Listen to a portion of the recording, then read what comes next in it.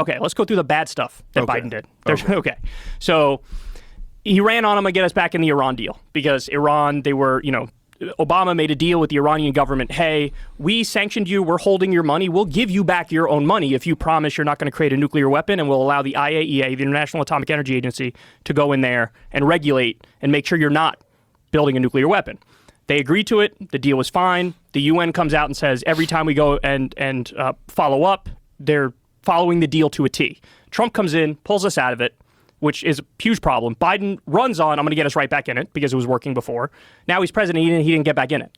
And so now we're talking about, regime change is on the table again with Iran. We might have a war with Iran, all because Biden didn't want to hop back in this deal. I mean, Trump is primarily to blame because he pulled out of it, but then Biden said he was going to put us back in. He didn't put us back in it. Okay, so that's one thing he did, which I hate.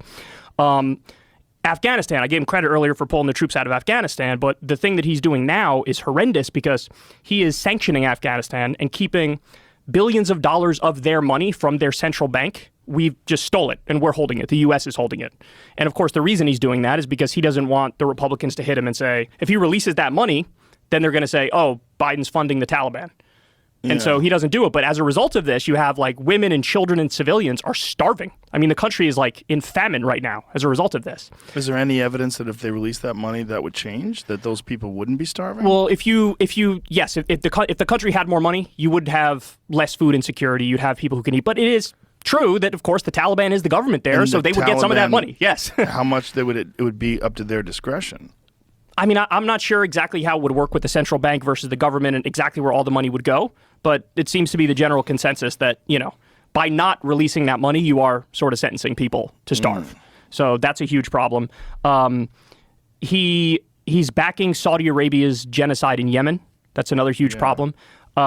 He said, we're not going to give them offensive weapons anymore, but we're still giving them billions of dollars in weapons, and they're using it on civilians in Yemen.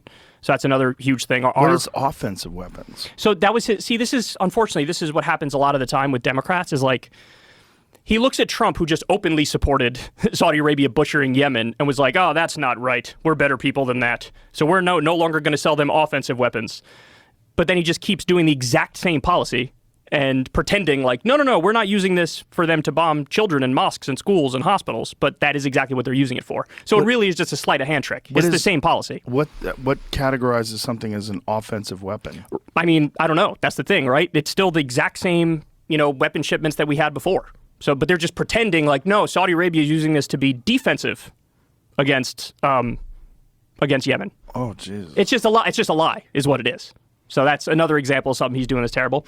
Also, Trump got a lot of shit for the border and, trying to build a border wall and a policy called Remain in Mexico and a policy called Title 42, which is the pandemic policy where if somebody comes in to the country illegally, there's no due process. We just ship you right out because we're like, look, it's a pandemic, you don't get due process. So it's an emergency, we're going to ship you out. Biden actually continued Title 42. He continued Remain in Mexico, and he's filling in some of the gaps in Trump's border wall. So he's doing basically a very similar policy when it comes to the border as Trump did. So that's another thing that he gets a lot of crap for. He picked somebody who's like an anti-Social Security extremist to oversee the program. That's a problem because they might try to cut it. They might try to privatize it. I mean, to be fair to him, he's actually standing kind of strong on it now because there's this debt ceiling negotiation that's going to come up soon. And Biden is saying, we're not going to cut a penny from Social Security, but it's questionable staffing choices that he made, which many people think he might actually negotiate and do some cuts to Social Security. He hiked Medicare prices. He sent U.S. troops to Somalia. He bombed Syria.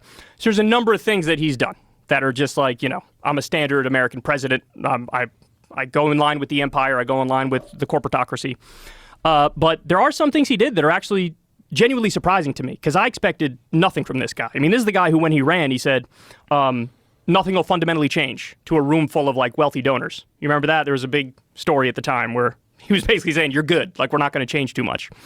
But under him, we have, for the first time in my life, we've actually onshored 350,000 jobs. He's done a couple policies with... what does that mean? So throughout my life, we've been offshoring jobs, which is like our manufacturing jobs, our factory jobs get shipped overseas to China, India, Bangladesh, places like that. And for the first time in my life, it's going the reverse way. There's a lot of jobs coming back here. What's the reason for that? So one of the reasons is because of the pandemic, people realized, these global supply chains are kind of a problem because when you have a pandemic, if China, for example, just shuts down their country and says no economic activity, and we're reliant on them for a significant percentage of the goods that we have here, it's actually a national security issue to be so reliant on them for the supply chain. And so they're like, we need to start building more stuff here.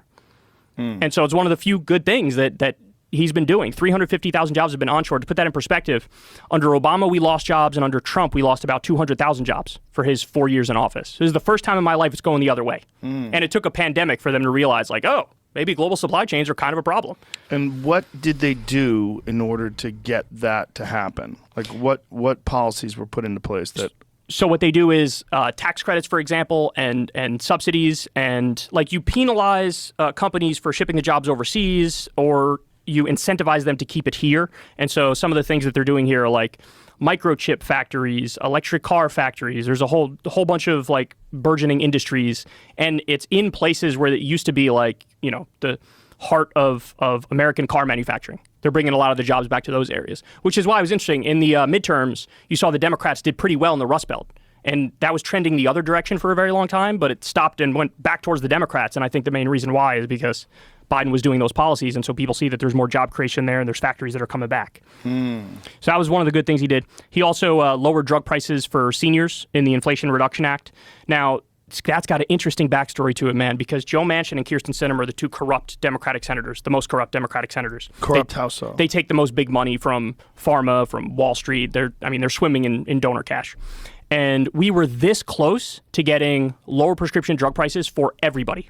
But Kyrsten Sinema took $1 million from pharma at the last minute, and she said, I'm not in favor of lowering everybody's drug prices. Let's only do certain drugs, and let's only do it for seniors. And so that's the policy we ended up getting in the Inflation Reduction Act. And when you say she took $1 million, it's $1 million in donations to her campaign? That's right. Campaign contributions, yeah. Ooh. I know. It's when people learn about how this stuff works, it's mind-boggling. But yeah, we were this close, dude, to getting lower prescription drug price for everybody. Didn't she decide to become an independent now? She did, yes. And she's in no poll is she winning in a theoretical Arizona race between a standard Democrat and a standard Republican. In every poll now. She's like, oh, I'm an independent. She might run again. She might not. We'll see. But she would come in third, no matter what.